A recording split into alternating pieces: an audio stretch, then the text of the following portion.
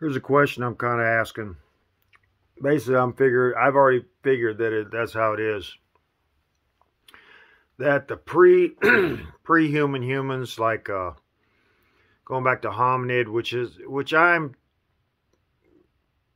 I think of them as like a smaller version of like the Wookiee in Star Wars.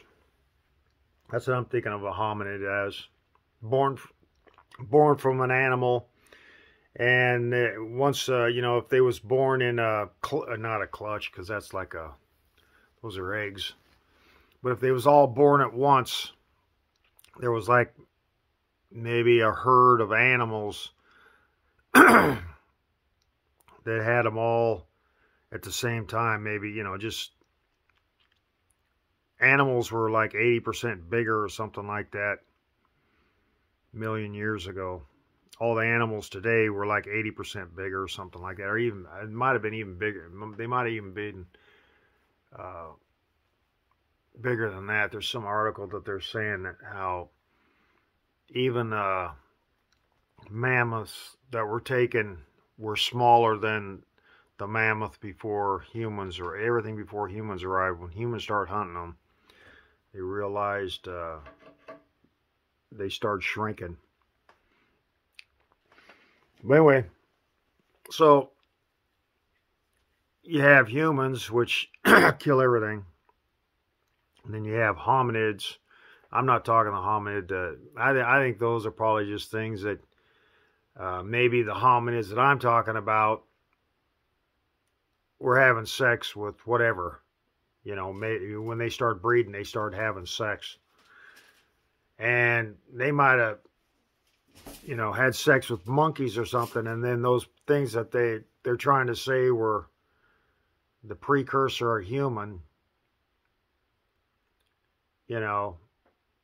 which they find a piece of a skull and they recreate what it was like. Not saying, they don't say anything about, this was a race of people. Race of people from a bone fragment in one place. They don't say that it's a possibility that's a freak animal. They might have been born from an animal as well.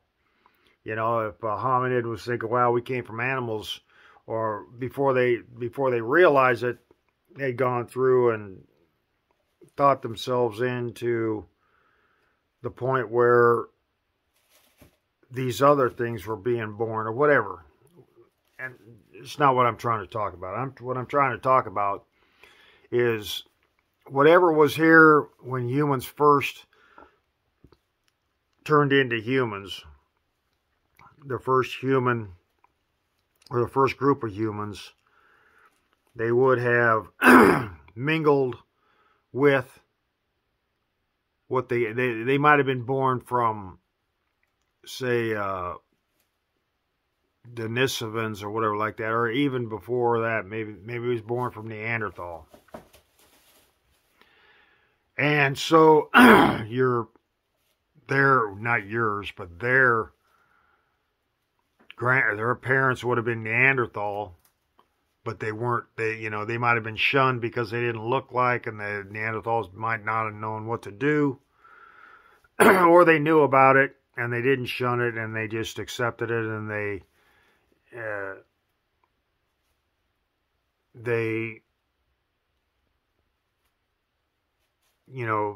developed them, taught them and everything else just like they would another Neanderthal. And so then those people became, maybe they were able to run faster. Maybe that was Denisovans were the offspring of Neanderthal. And this, whatever. But what I'm saying is that when you look back on them, people think, well, they were barbarian and this, they were worse than us, and they were probably killed, they just probably going around grunting, killing. But they were probably, if they were like your parents or grandparents, I mean, not yours, but the human race, parents or grandparents, then they would have taught you and showed you, just like your parents or grandparents. So they would have been a better, probably a better human than humans have turned into. So looking back, you could think that each species that goes back to, say, the hominid, which I'm not at the hominid where it's like some short little half monkey person. I'm into something that's, I don't know, it's just more of a Wookiee, born of an animal, and there was just a group of them born of animals, and then they start breeding on their own, and that, yeah, whatever, until, anyway. So I'm thinking that they were a better human than humans are. I mean, how they take care, where humans might have visited their camps for who knows, millenniums. And, and they might not even been related. It was just so entrenched in, that's where knowledge, or that's where you learned this. Maybe humans went to learn the art of making like tools or clothing or this or that. Maybe that was their teachers, until humans started teaching. Maybe they finally said, well, we learned something a little bit newer, that we're going to start teaching this instead of going back to that. And so slowly they regressed away from, maybe they started making their own stuff, and they look back, and then they're breeding all this time, and breeding, and then they're dying. And the breeders were taking on the human stuff and not ever going to these camps.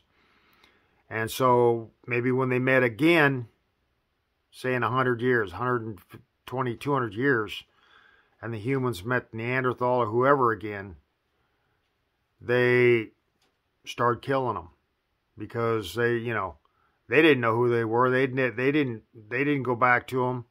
So it'd be like the genocide of your grandparents or your great-grandparents. Maybe you never met. Maybe your great-grandparents, great-great-grandparents, or something like that, or your fourth great-grandparents. You ended up, your great-great-great-grandchildren went back and killed, if you had great-great-great-grandchildren, you didn't meet them, well, they went back and killed your parents, through however many generations, if they had started breeding away. And I think that's what, there might have been some breeding taking place. There might have been some, maybe they knew that, well, there was already, but that, you can say there was breeding, but if they were birthed from that species, whatever species was before us, and that species was birthed before that, then you're already going to have that.